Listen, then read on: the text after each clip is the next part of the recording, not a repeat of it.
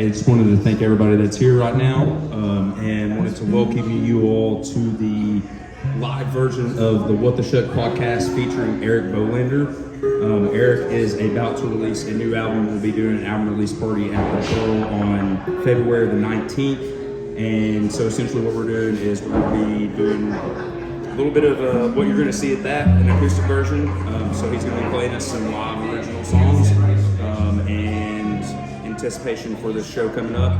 But I'm really excited about this. For those of you all who don't know, the What the Shuck podcast, essentially the goal of that is to provide a platform to people from Appalachia and Kentucky that are looking to flip the narrative in some way that we're a problem, when the reality is that we're a solution to a lot of the things that we're facing. And by providing a platform to people like Eric, that we're able to connect these issues and the people that are creating these stigmas to realize, hey, like there's some really incredible talent.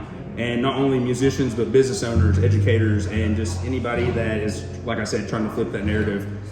So without further ado, welcome to the What the Shuck podcast featuring Eric Bolander. But Eric, thanks for coming on tonight. And I'll put this mic over in front of you now as we're recording it. But thanks a lot, man. Yeah, thanks for having me.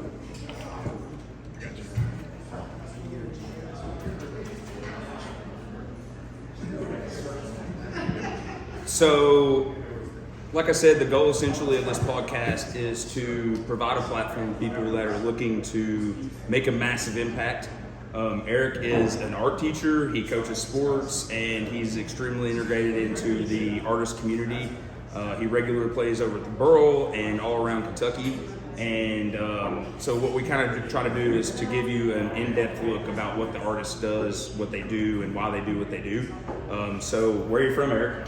I'm originally from Garrison, Kentucky, so it's a small town northeast along the Ohio River Valley. So most people don't know it by name because it's a pretty small town, but back in that area, you always say what county you're from. So I'm from Lewis County. Okay. And most people still don't know where that's at, so I tell them close to Ashland.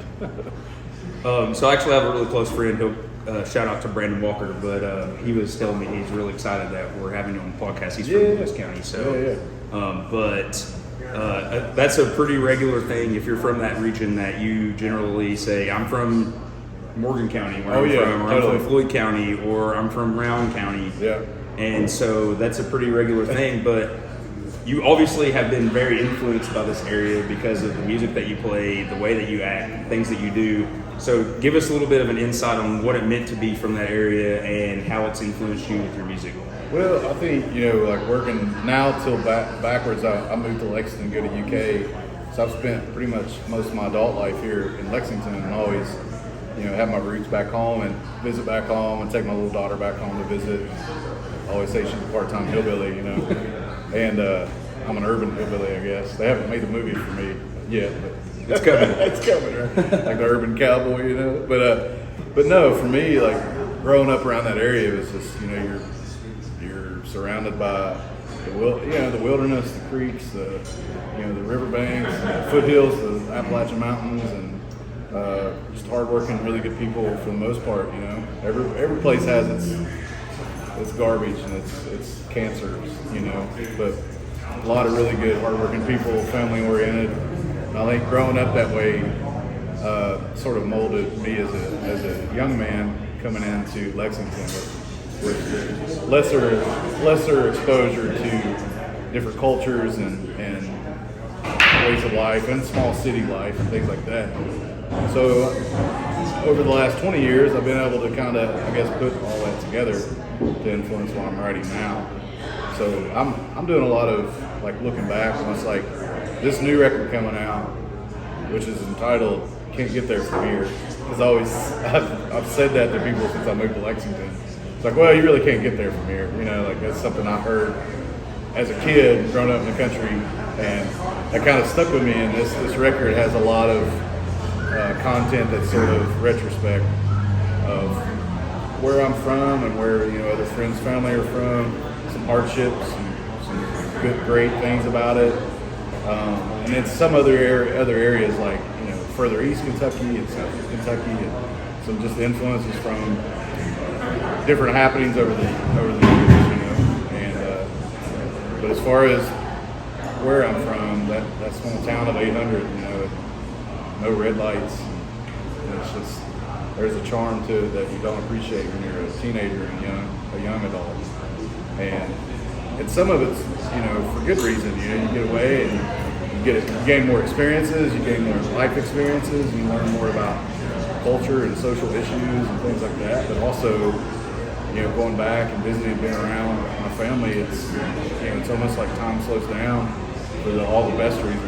And no matter what differences, whether it be political or whatever, I've never not felt home when I went home, you know, and it's been that way my whole life growing up, and I'm thankful for that too. That's been a humongous impact on me. So we were talking a little bit before the show just about how important it is to build a community when you're trying to move up, whether it's an artist or a podcaster or a brewery. And so do you think that coming from an area like that was extremely influential, and do you think that there were fingerprints all over your music, or is that just going to be on the upcoming album? Yeah, I mean, to answer that last bit first, absolutely. There's a little bit of who I am, who I was. You know, I think it's the best way of putting it in all of my songs. And honestly, my granny and my dad, my granny passed last year and my dad passed when I was 20, and they're probably the biggest two influences in my life, and absolutely the biggest influences on some of the songs that I've written over the years that are personal. Even with my rock band, and I was in a metal band years ago too, you know, and lyrically I've written a lot that have reflected back to not just my upbringing, but like the hardships that happened to some family members and things that I saw and witnessed or experienced. And so it's been a humongous influence, and I would absolutely say that the fingerprints are all over, you know. I've just sort of like honed in some of those for some of the songs that are on this new record. So they're very specific to that timeline. Okay, so essentially what we're going to be doing is we're going to be talking a little bit like this, and then Bolander's going to be playing some music for us. So right now, if he wants to play a song, yeah, man, play one. What's the name of the song? song? The new record. We put this out as a single, and it's on my new one. It's called Montgomery Hill, and well, I'll play it and then I'll talk about it. All right. So we're going to hear a little bit about Montgomery Hill. All right, let's do it.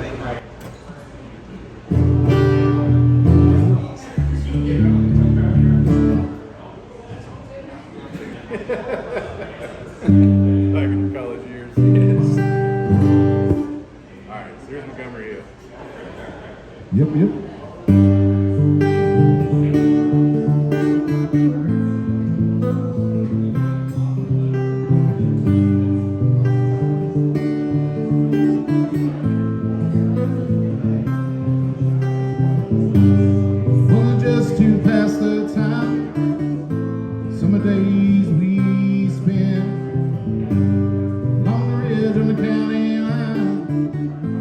Up there where the west from in.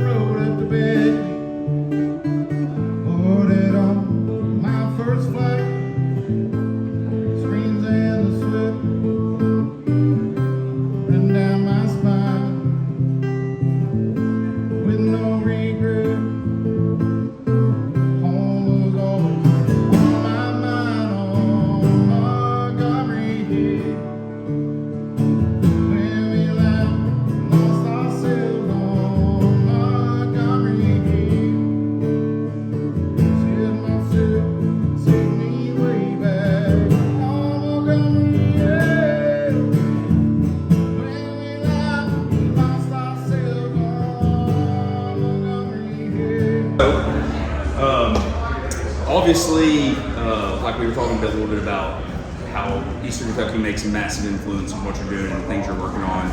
But can you talk a little bit about what it means when you're putting an album together and when you're breaking it down, you're trying to figure out what the final cut's going to be? Kind of how do you go through that process to make sure this is exactly what I'm looking for on this album, and I really want to nail this theme? We're going to have to do part 2 and 3 after all that. Okay. I'm just kidding. But any songwriter out there will definitely chuckle at that because it's such a convoluted, complex, all the while not complex. You know. But in general, the basic sort of timeline would be, having songs written.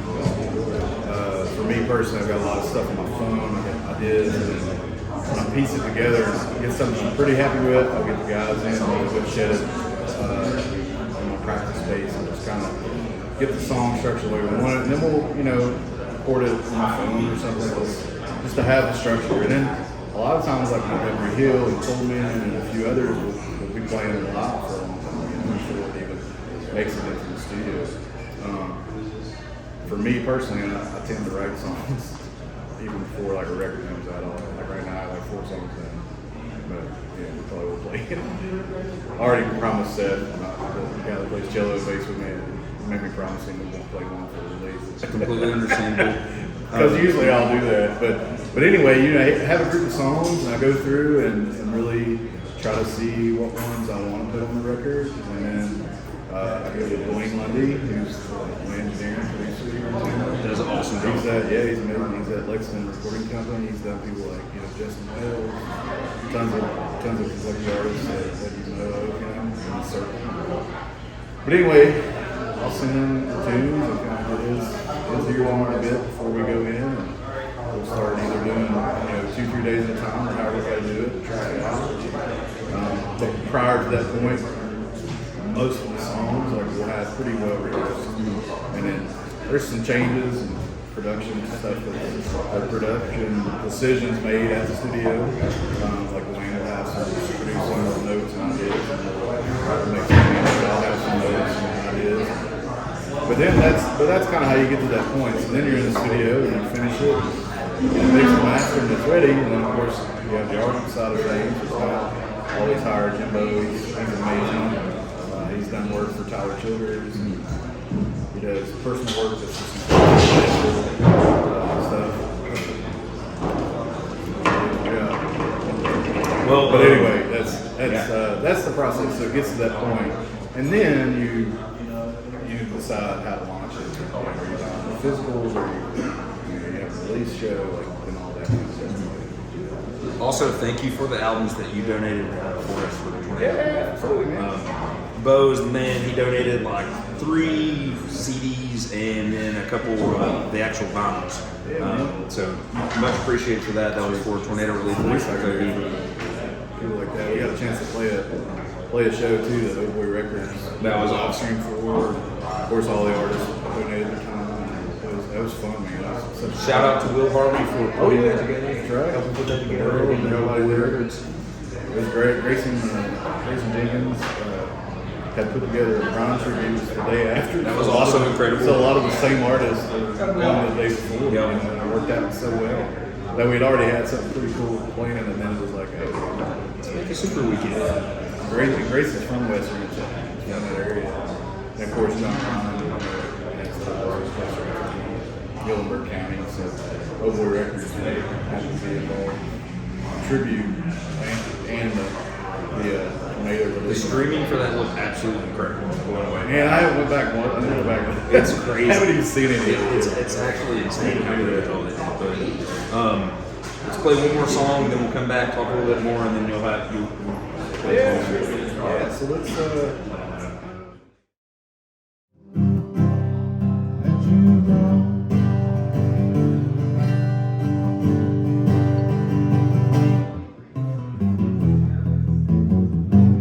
It's like a delusion. Never live. The cold that makes us live.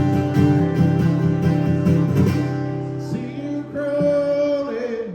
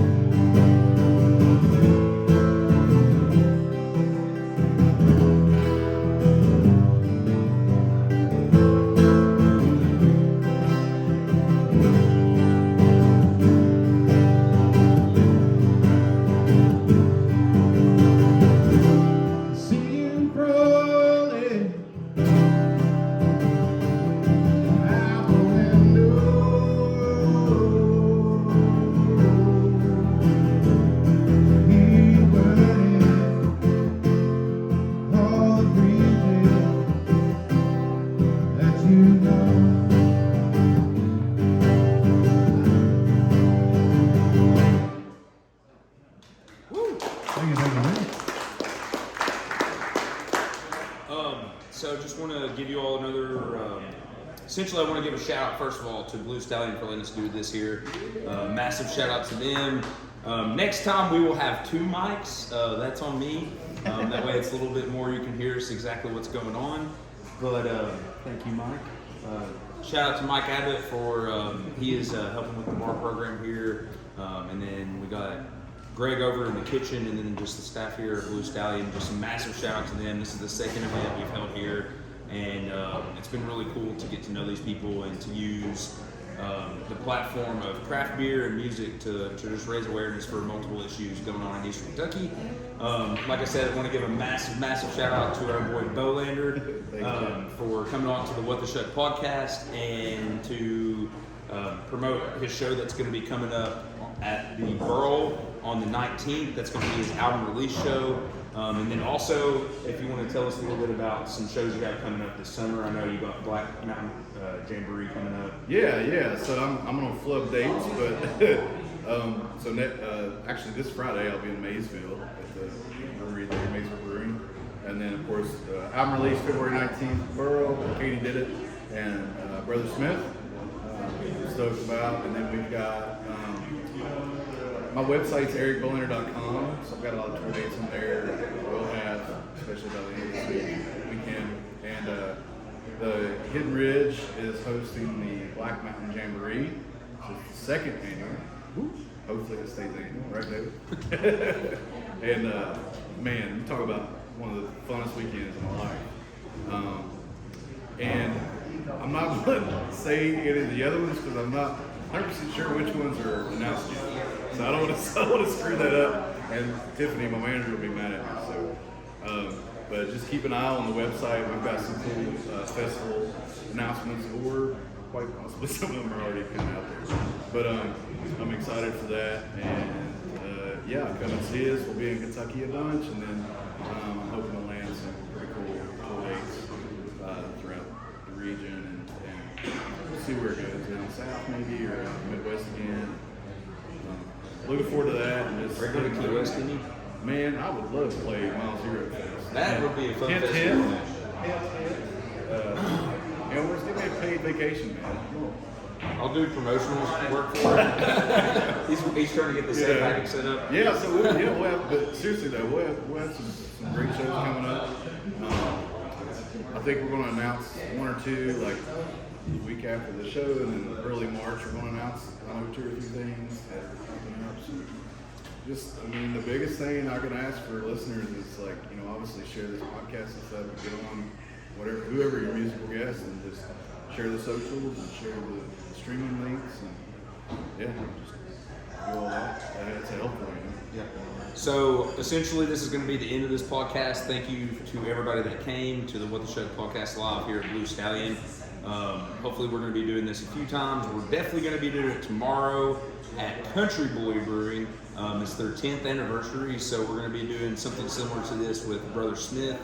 So I'm super duper excited about that. Who's on the release show next Saturday? This was all a tie into Mr. Bolander's album release. Can't get there from here. I'm super excited about this album. All the music that you make is stuff that I super relate to and enjoy. I have some close friends here, tons of people that just love to support you, and that's what we were talking about earlier. Just that's a huge part of the community that we work in. That's how I have the What the Shuck podcast. That's how I have my nonprofit has been able to do what it's done, is because craft beer and musicians and people that just want to make a difference in their communities, and not just be satisfied with the status quo, but say, hey, we want the opposite of that. So for those of you all that came, thank you all so much. And now Mr. Bolander is going to jam out for us. So thank you all, and live a dream. Thanks, man. Yes. Yep, gotcha. All right. We'll do all Nickelback songs the rest of the evening. Hope that's okay with everybody. I said that once at a bar, and some guy on the very far back was like, yeah! Everybody. Oh man, you're gonna be disappointed.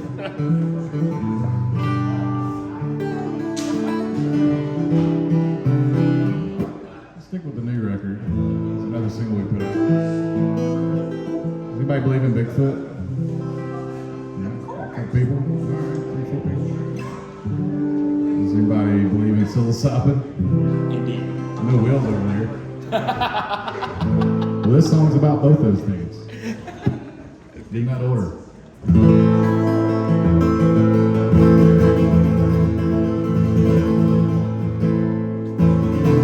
He's on a space pontoon with the moon in tow.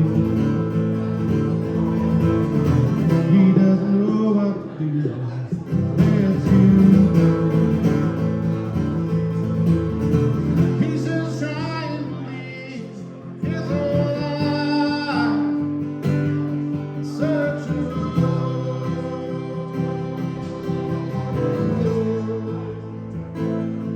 searching for.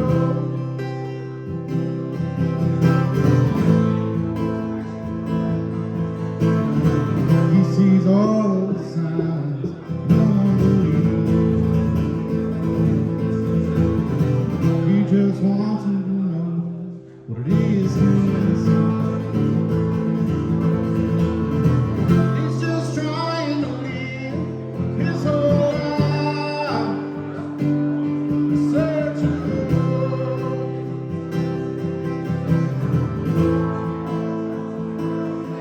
searching for.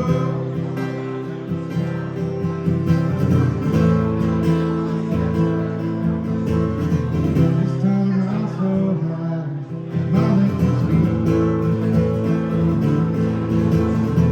Won't be in a hurry to die, journey's here. He's just trying to live his whole life, searching.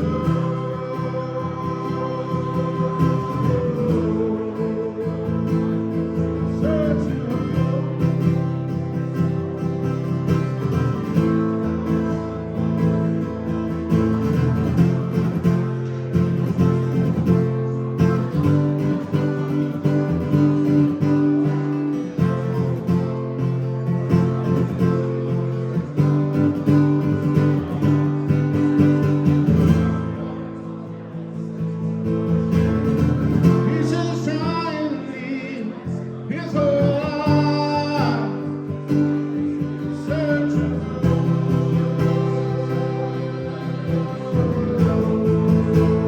searching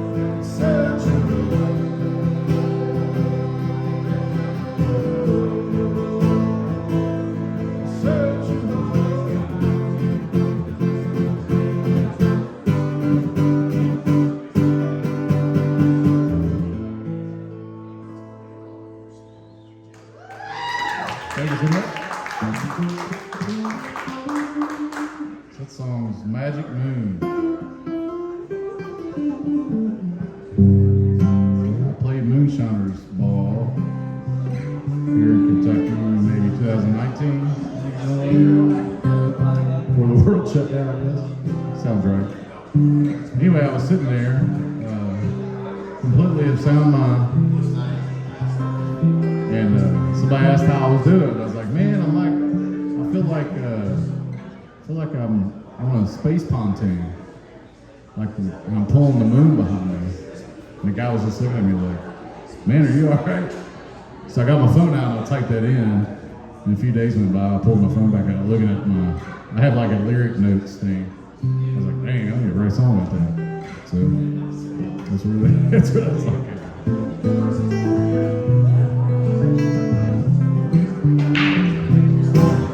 Alright. We'll sing one off my last record. It's by my little girl, it's called Fly.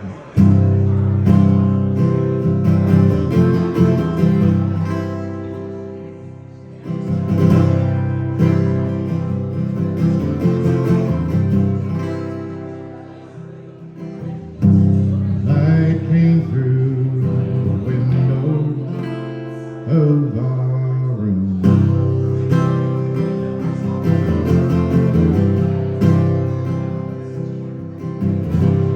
Heart could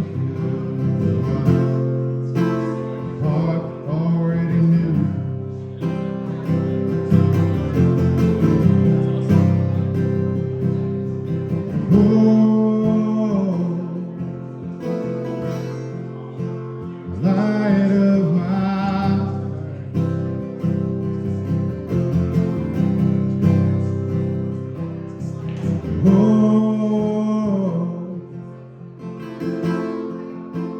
let all get right. Get right. Let it fly.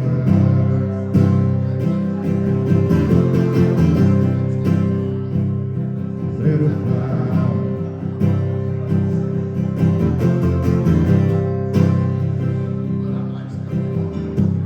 When she came into the room, looked at me for the first time.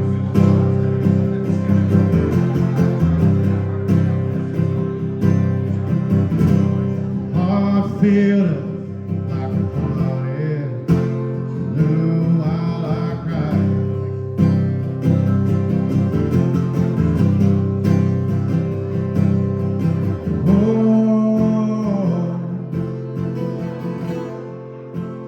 Light of my life.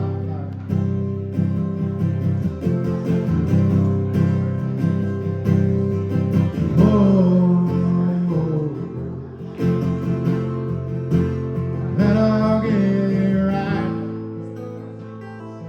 Get right. Let it fly.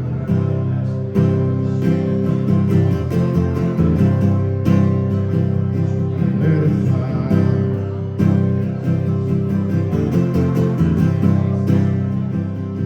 Let it fly.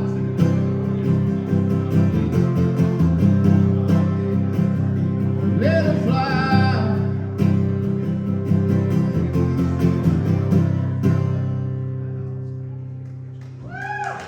Hey, there. Just playing the hits tonight, folks. Just the hits.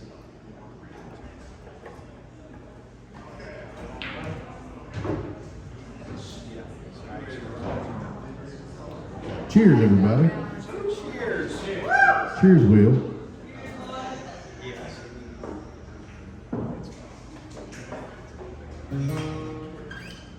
Will Harvey's in the process of training for his semi-pro billiards career.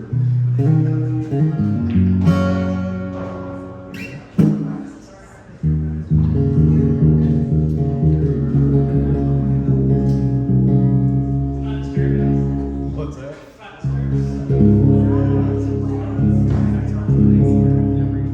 like when you stare at me from behind bars.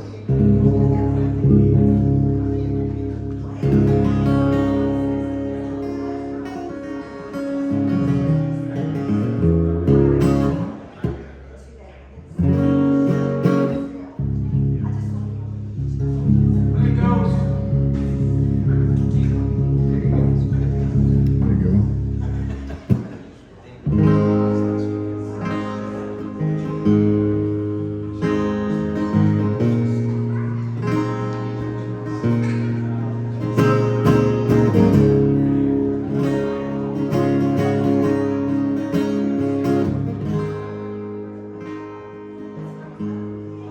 Heavy load on my mind, letting go one more time. Thank you, man. I can't see it behind my back. I can't believe it, 'cause I unpacked. Now these girls behind my wall won't let go of me, running down the hall. Ladies and gentlemen, on the cello, Mr. Seth Murphy.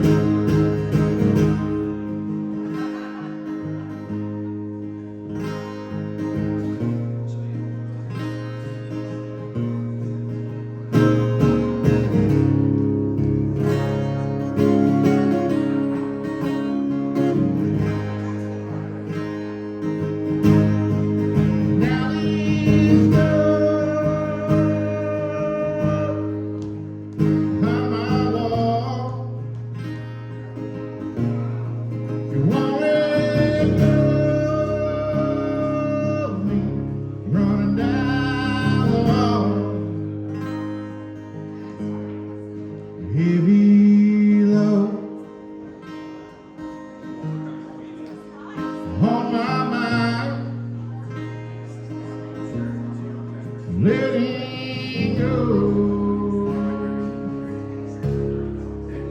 One more time.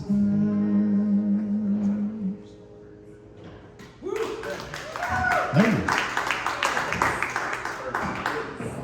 So we went up to Mansfield, Ohio a couple years ago. I don't know, 7 years ago, 3 years ago. Time's weird now. I think it was 3 summers ago. And filmed a video for that song at the Ohio State Reformatory. And it was made famous in a movie called Shuck Redemption. You all ever seen the movie? It's one of my favorite movies ever. Yeah, Andy Dufresne was not there. But yeah. So we got a chance to film in there. And a buddy of mine, we try to take a trip try to do a weekend trip every summer because we're huge movie buffs. And we try to take a trip and find like a movie we love and go to a location. Like last summer, for example, we went to see the house where part of The Christmas Story was filmed. All right. So that summer that I'm talking about, when we filmed this video, we went to, and also part of Con Air was filmed there too. And I didn't know that. Or not Con Air, sorry, Air Force One. But anyway, so it was cool, super awesome.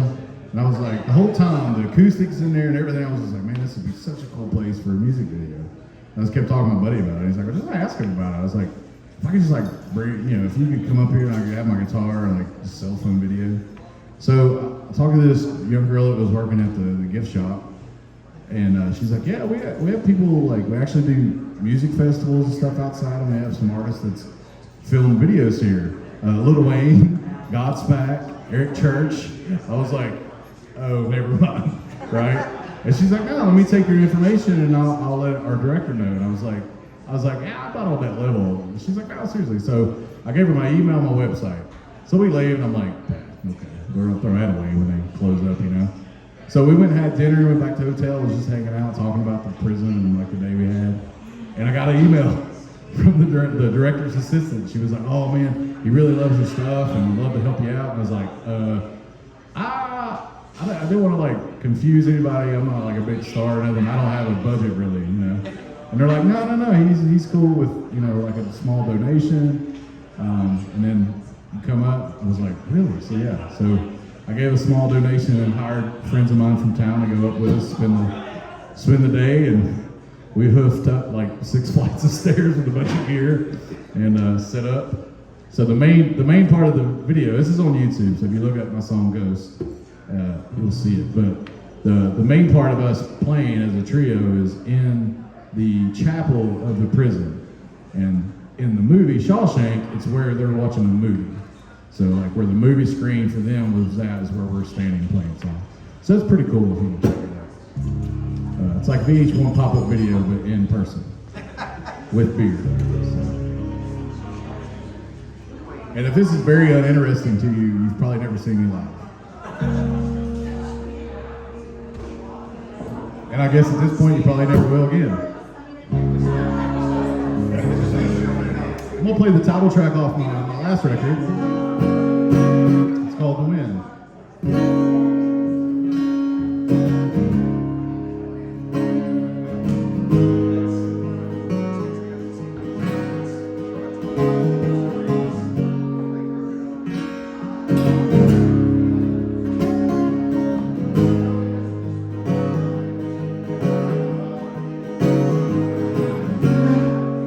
Why don't the wind blow me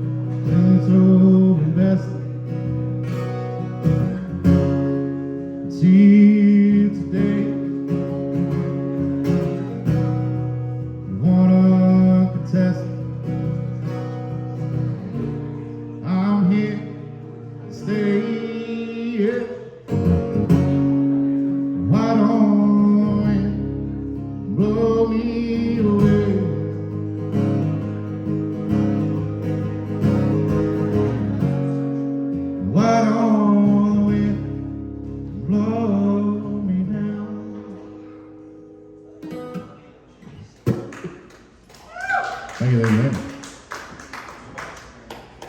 We got a backup singer over here. Oh yeah, all right. That's boy Mike. I know.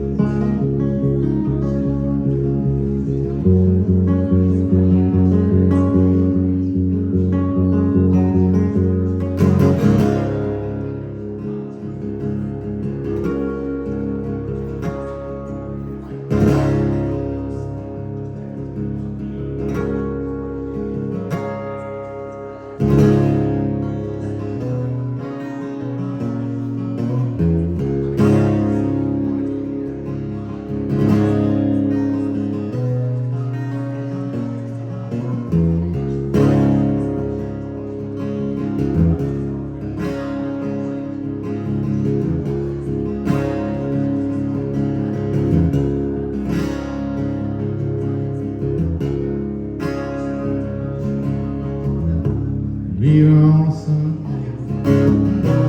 Gotta go and get paid. Gotta make sure get my fill. Things swim one day. Driving by Friday. Me once more. Find my thrill. Oh, way damn if you do. Damn if you do right. Don't wanna hold you down, don't wanna hold you tight.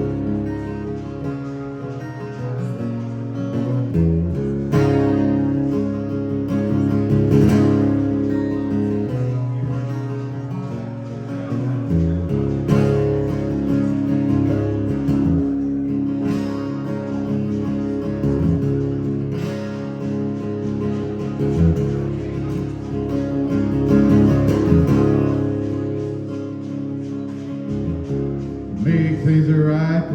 I know it's a long stay.